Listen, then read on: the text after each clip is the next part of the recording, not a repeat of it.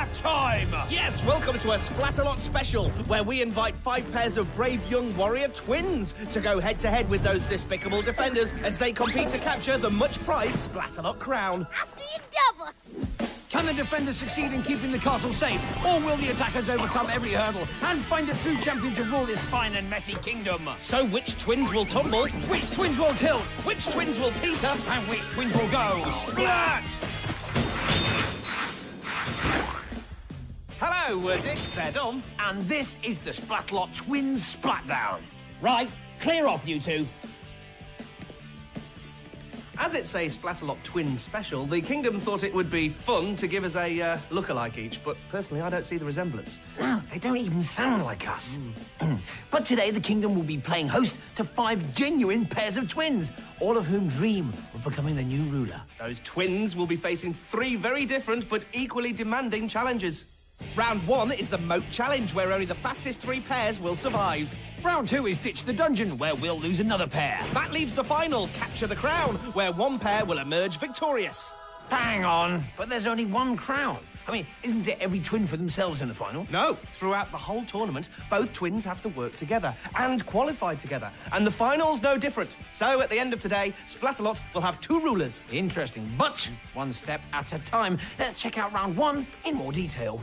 The twins start by being hurled 1 at a time out of the Splatterpult. Then it's up the slippery slope, across the rolling mace, and down the impossible incline. But beware the dreaded Splacken. If they survive that, then the battle axes are next, followed by a stroll across the Bridge of Disaster. And finally, the wavering warhead leads both of them to the finish line.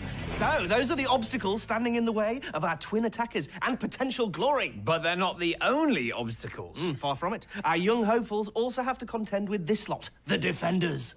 There are 6 of them altogether, but the trio defending the moat will be... Diva. Followed by the brash and overbearing barbarian Scab. And finally, we have the mean and moody Thorn. I'm gonna call my twin. I'm gonna call my twin. Hey, Fern, where you at? Has everybody got a twin in this kingdom? Down on the course, Mediva's on Splatzuka, Scab's above the axes, and just to keep him happy... It's Thorny. Let's meet the twins. I love sugar. Oh, that's sweet. Steph goes first and yakisoba. She's soon onto the slippery slope. Whoops! Here comes her sister Jillian. Double yakisoba. Wow, I see a double. Ha ha, yeah. Hey, Stephanie, Jillian, Jillian? Stephanie. How can you tell which is which? Good point, Scab. How can we tell them apart? Well, Stephanie's splatting in the blue, and, so's Jillian. Great.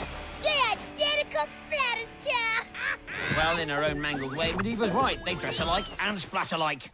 Jillian's now at the impossible incline. Down she goes, and Prince Mishkin. Will Steph do the same? Slacken!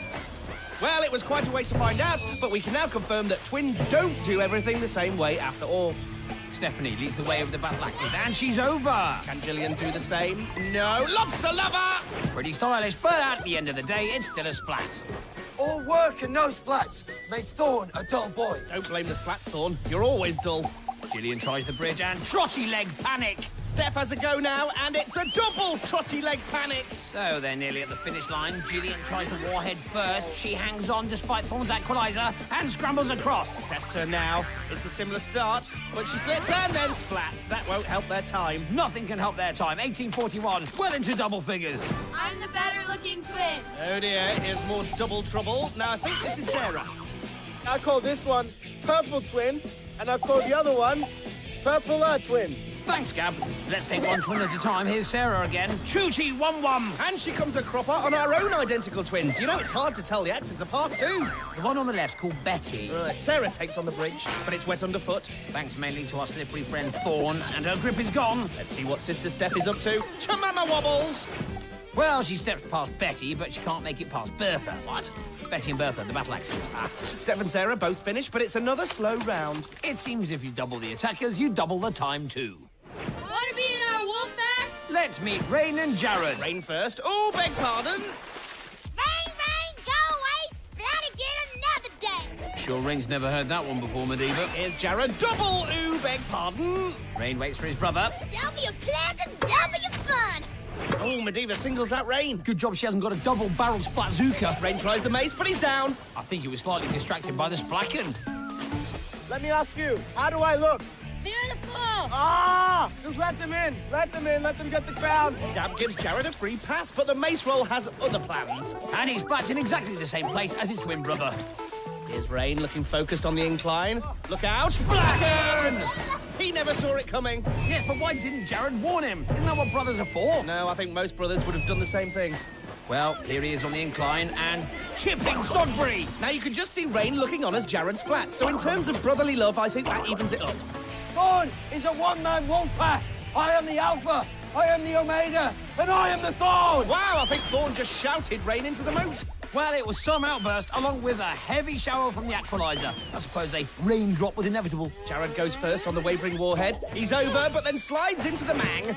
It was a good start, but then he lost his grip and the only way was down. But that time will lift them back up, as it's the fastest so far. You'll be sorry when my twin brother Fab gets here. Oh, I'd forgotten he said he had a twin. Well, if they're anything like Scab, they won't be forgettable. Let's take a look at the leaderboard. Rane and Jared are in first place, followed by Steph and Sarah, then Steph and Jillian. So 3 pairs of twin attackers have attempted this ever so tricky course. Which means we have 2 pairs left. Yes, the Splat 1 free special offer is still available, so hurry down to Splatalot. So, at the halfway stage in the moat challenge, we can safely say that... Oi! What are you two up to? God, honestly, you would have thought the body double agency could have found someone slimmer for me. Mine's tiny. I don't know what they were thinking. Anyway, back to the tournament. As my very ugly double was saying, at the halfway stage, we can say for certain that our current leaders are through to the next round. Yes, 3 pairs of twins qualify, so with only 2 more pairs to come, our first half leaders are automatically safe. So let's check the leaderboard again to confirm who that is. It's Rane and Jared. They're safe, but our 2 pairs of twin sisters are not. Steph and Jillian in particular. This might sound odd, but I'm quite looking forward to meeting the Defenders twins later. Back now to the twins who really matter. We are double trouble! Here's Marwa, who's 5 minutes older than her sister Elham. 5 minutes can make all the difference, especially when you're up against the clock. She stumbles on the slope, but soon recovers. Hey, girl! Hey! You're gonna be sorry when my twin brother Scorn gets here. Scorn, what a lovely name. Back to Elham in the Splatterpult. Her technique is identical to Marwa's. So, which one is which? That's Marwa on the left. Are you sure? No, wait a minute. Elham's on the left. No, that's... Oh, it doesn't matter. They're both great splatters. Oh dear, now I'm confused. Who's that? Splacken! Who? Splacken! Oh, I see. Yes, whichever twin she may be, she's now on first-name terms with the Splacken. I'm not 100% sure that's a good thing. She was all like, I made it! And then she was like, boom! And then I was like, ha ha ha ha ha. Brilliant commentary, Scab. Oh, Ram Jam Big Jobs. Now, I'm pretty sure that was Elham. How sure exactly? Well, I'm exactly 50% sure. Ah, well, that's all right then. For a minute there, I thought you were just guessing. Oh dear, this doesn't look good. Look out, Elham, it's the Splacken! Okay, do you think you can tell them apart this time? Okay, I would say that on the left we have Marwa, and on the right we've got Elham. Wrong. Elham's on the left, and Marwa's on the right. How do you know? I asked one of them. Which one? No idea. How the axes now? Twockles! Well, before either of them could set foot on the axe, the Water Blast did what the Water Blast does best. I'm still not sure who just got splatted, though. Well, whoever it was, here's the other one. Steady, steady. Oh, yes, that's much better. Hang on, what are the defenders up to? They need to wake up because Marwa and Elham are both over the axes. Oh, but they're slipping and blubberhouses! Sometimes this course does the defenders work for them, but on this occasion, our Double Trouble twins contributed to their own downfall. Yes, 2 heads aren't always better than 1. Are you defending? Then why did you throw your sister in the moat? You may never know, Thorn, because Marwa and Elham are too busy celebrating their fastest time today. Wonder Twin Power, activate! Here's our final pair of twins, Aunna and James. Watch this. You want to see a magic trick? I'm going to make James fall in. 3, 2, 1, here we go. Amazing. Simple magic tricks. Dom, tell me how he did that. I couldn't possibly reveal such a secret. The magician's code? No, just being mean. Okay, let's see if Sister Aunna can do any better. No, bing bubby wop wops. No trickery from Scab this time, just a plain and simple splat into the moat, which is still magical in its own sweet way. Oh no, look what's coming. James has seen it, but can do nothing about the Splacken! That was the splat of the day right there, Scab! I hate to agree with Medivh, but she might be right. It certainly has all the ingredients. The Splacken nudges James, but then his sister trips him up and sends him cartwheeling into the moat. On top of that, James knew it was coming but could do nothing about it. Aunna, on the other hand, didn't have a clue. it all together and you have a fantastic splat. Aunna takes on the incline. Crumple burger! And the incline wins. This time she's fully aware of what she's doing, losing control and splatting wonderfully. Couldn't agree more. We're really being treated to some top-class splatting today. Aunna takes on the Axe's trickle box. Well, to paraphrase a well-known saying, she who hesitates is splatted. Stay on your feet. On your feet! That's not your feet! Well, I think James would if he could. Yes, every splat in the moat costs valuable time, but the twins finish in 14:05, and that's good enough to see Aunna and James into the next round. You both gonna be sorry when my sister Fairy gets here. Really looking forward to that, Medivh. And looking forward to round 2 are Marwa and Elham, Rane and Jared, and Aunna and James. So round 1 is complete. We've pared down the pairs to 3. And in the next round, we'll reduce it further to 2. Yes, our twins are splatting for survival as they go head to head to head to head to head to head. So, the tournament is hotting up. Plus, we still got the Defenders twins to look forward to. It's going to be great to see if we can spot the difference. What if they're identical? Don't be so twinist. Identical twins have still got their own personalities, you know. You just got to look for the tiny details. I reckon if I spent even 10 seconds with those twin attackers, I'd be able to tell them apart from each other. It'd be as easy as telling you apart from that body double of yours. Really? See? I told you. Oh, dear. Very disappointing. I mean, how long have we been pals? All the things we've been through together, and you couldn't even spot the difference. Back to the tournament, and a quick reminder of the twins who want to win. Through to round 2 are Rane and Jared, Marwa and Elham, and Aunna and James. Look, mate, I don't know what to say. I'm really sorry. Well, you don't have to apologise to me. I really am the body double. Ah, gotcha. No, I'm really confused. Can we get back to the course, please? Thank you. OK, to ditch the dungeon, the attackers must escape the stock market, cross the splat walk, then climb the loathsome ladder. At the top are 2 flags for 2 pairs of twins. So one pair will be going home, but rest assured all of them will be pelted along the way. OK, so are you? But who else would I be? And are the Defenders still the Defenders? Yes, although remember in round 2 we bring in 3 fresh ones. First it's Kookaburra. He likes to chew the fat with the attackers. Then it's Vane, he likes to chew on fatty foods. And finally, Fatal, she likes to chat, but prefers to splat. Agility. Strength. And oh! Is Vane naturally clumsy, or do you think he has to work at it? Down in the stock market, we have Rane and a sleepy-looking Jared in orange, Marwa and Elham in red, and James and Aunna in yellow. Kook's on the pokey pike, Vane's at the top, and Fatal starts on the slime stick.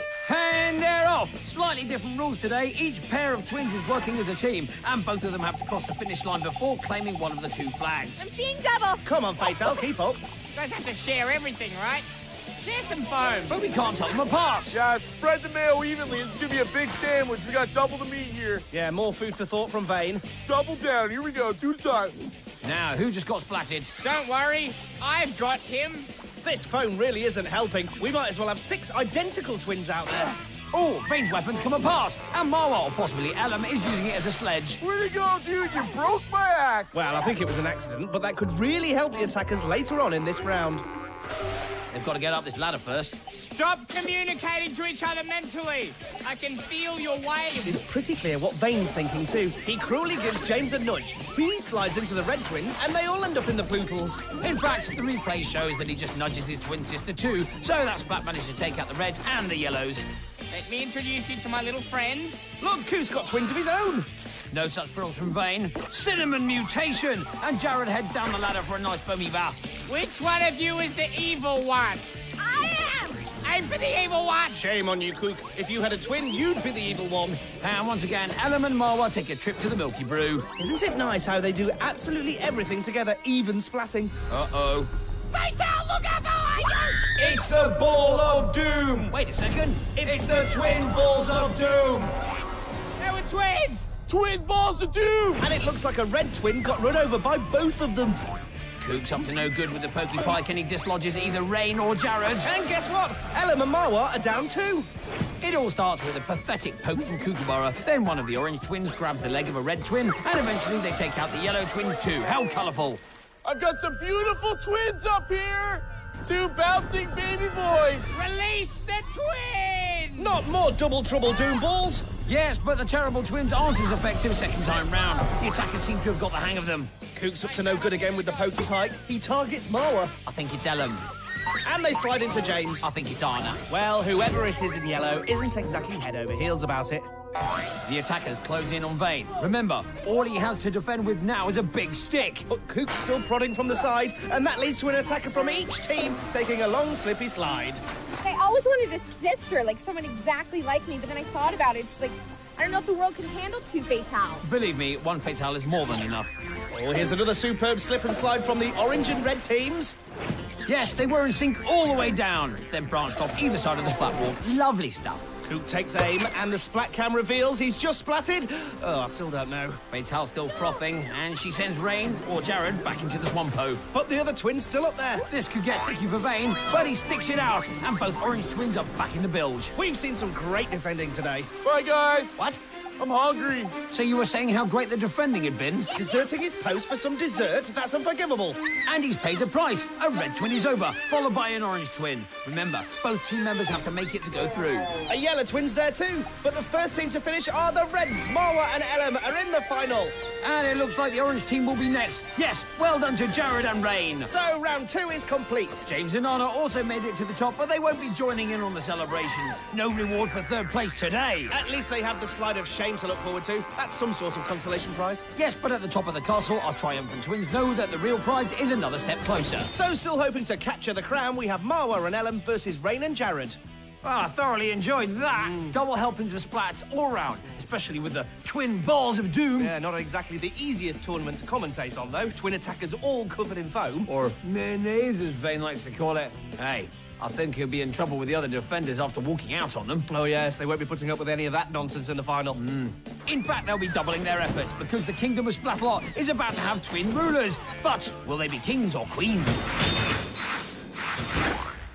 Maybe the Splatstat hat can help answer our question. Off you go. What's the matter? I don't know. The hat's not telling me what to say. Hang on a minute. My body double must have been messing with it. Right, let's try again. Jared and Rane have finished 2nd in both challenges so far. An impressive record. But Elham and Marwa have done even better, finishing 1st each time. So the Splatstat hat predicts our 2 new rulers will be queens. But I'm sure the boys won't want to come 2nd again. Here's a reminder of all of them in action. Candidate Kings Rane and Jared versus wannabe warrior Queens Marwa and Elham. This is what they're up against. For starters, all 6 of the defenders. But that number could increase. The defenders have been promising all day to introduce us to their twins. And then there's the course itself to contend with. The attackers start by taking a trip to the Dire Mire, where they will find the barrier of all barriers, and soon after that, the terrifying tease. They then make their way onto the scary-go-round, which transports them to the annihilating arm. And then the gruesome twosome. The ever-so-clever clobbering cannons are next. Then it's a leap onto the royal ramps, followed by a climb up the rock wall, where the much-treasured Splatalot crown awaits. Down on the course, Vane's on the Splat Bazooka. Coop's on cannon duty. Fatale's on the Aqualizer. And here they are. Thorn's twin, Scorn. Scab's twin, Fab. And Mediva's twin... Hang on, that doesn't look right. Here are the real twins. In red, we have Marwa and Elham competing with Rane and Jared in orange. And they're off! Oh, the Mara's looking particularly dire today. Now remember, they're working as teams, so I guess both pairs will stick pretty close to each other. You know, dude, you're a nice guy, but I'm just wondering where Mediva's sister is. She says she's gonna be here all day. She's a babe, and You smell like sweet potatoes. OK, let's get back to the action, shall we? Marwa and Elham are the first to tackle the tees, and the first to fall off them. Back to the barrier, the boys are struggling, but they finally make it over. Good teamwork. Ooh, now I think Coop's just spotted Scab's twin sister, Fab. Lady! New girl defender! New girl defender! She looks very familiar. So, Thorn and Scab's twins are here, but they're nowhere to be seen. Curious. Ooh, Chimnucker! The red twins have their own little mystery to solve. How to cross the T's. Jared, anyone tell you two look like one another? Apparently, that's Mediva's Uncle Charlie. She's brought her uncle. Which part of Twin Splatdown Special did she not understand? Marwa and or Elham is on the tees again, and this is much better. Now can the red team make it a double? Bit of a wobble, but looking good. And yes, both girls are over. Next stop for them is the scary go-round. Early days yet, but they're starting to open up a lead. Back to the boys. Sweet baby flip-flops. Now, I'm pretty sure this is Elham clinging to the annihilating arm. Look out! oh, Shooty scored. Uncle Charlie's made quite an impact. The orange team's made it over the tees. Go, go! Marwa's now caught up with her sister and tries the underarm approach. Winner, winner, chicken dinner. Now, who does Scorn remind me of? No time to think about that now. We've got a red twin in the moat. Fab rule number 305. When dealing with twins, always have slime. Fab's rules make about as much sense as Scab's. But she did promise slime. That rules! Half of Team Orange has made it to the arm. Kook spotted the danger, though. Nice shot, but no harm done. So, can Rane or Jared land back on the scary go-round? Barton in the beans! Yes, if you've got no grip, you'll just slip and take a dip. Time to let off a little steam. There's something about Scorn that really bothers me. Yabba dabba don't! Well, he's certainly bothering the attackers. That leap was way off target. Now, can the Reds make their landing? Better effort, but no. I'm gonna be the scorn in your smile. Well, he sounds like Thorn, but he's almost as scary as Scab. At the cannons now. Aff puddle! Right, can the boys do any better? Double aff puddle! Our other Red twin thinks twice, but Scorn's right behind her. She has no choice but to cross. She survives the first cannon, but Scorn's still there. Oh, but she pulls it out of the bag. What a brilliant move. Now, what's Uncle Charlie up to? I'm on TV. I'm a diva. Oh dear. Back to the course. Hinton blew it! Ooh, double Hinton blew it! Kook gets a little hysterical, but it doesn't put off the orange team. One half has made it onto the roll ramps. But remember, both need to cross the finish line to win that crown. So here's our first leap onto the rock wall. Crack-a-nang! Yep, I think our logo perfectly sums up that effort. Finals hotting up now. I am Scorn, and I am that. I'm still confused. And I'm Kookaburra. Nice to meet you. Well, that wasn't at all awkward. The defenders need to refocus because 3 attackers are about to take on the rock wall. Here's the first attempt. No. Next, please. Fatal makes the wall even slippier. Second attempt. No. Scorn adds some slime into the mix. Third attempt, and it's good. Incoming! So the Reds have given the defenders and the orange team something to really think about. Get down. That continues with the slime, but to no effect. Yes, the red team completes phase 1, but until the sisters are reunited, this final is anybody's. Here's the orange team. Ah, right, so that means Elham must be at the top. Thought so. Okay, Smarty Pants, who's on the wall now? Simple. Rane and Jared are both on the wall. Marwa needs to catch up, but she can't hold on. Judging by Fatal's reaction, I think she intends to take the credit for that splat. But that still leaves Rane and Jared. Scorn tries an old Scab trick and hurls a slime ball, but he misses. Poor Elham, she's done all she can, but the first half of the orange team is now over the wall. Here's Marwa. Can she keep this final alive? No, she can't, and Elham knows it's all over. Yes, the final is complete. Thorn will be proud of Scorn, but the proudest twins in the land are right there. In the end, I think all those last-minute substitutions backfired on the defenders. Bad luck, Marwa. She was so close, Elham even closer. You're both fired. Get out of here. You're terrible. What a superb final. Well done to our new kings, Rane and Jared, but you've got to feel sorry for Marwa, and especially Elham, who was the first attacker to finish. By the way, I know it's not you. Pardon? The hanky. I know you're not Dom. Oh, really? Double got ya! Here's the splat of the day. It comes from James in round 1 with a little help from his sister Aunna and a lot of help from the Splacken. It's got everything. A Splacken thwack, a sister trip, and to round it off, a cartwheel into the moat. Great work, James. Back to our twin kings and their journey to the crown. Jared and Rane were no strangers to splats in round 1 and were best friends with the foam in round 2. The final was far from easy, but their solid teamwork gave them the edge. Time now to hear from our brave new rulers. Our first act as Kings of Splatalot is to have one of you thrown into the moat. We wish we could do it to all of you, but today it'll be you, Kook. Fantastic. That's gone down pretty well. Even Kookaburra's okay with it. I suppose it wouldn't have been fair to choose one of the new twins or Uncle Charlie. But they could have gone for Scab, Thorn or Medivh. Well, another splatty day in Splatalot draws to an end. But to finish the day in style, Here's the Splatterpult ceremony. oi! Take it away, Kook. And just like his namesake, Kookaburra takes flight. But what goes up must go splat. That's all for now, but until next time, Keep splatting. It's a bear!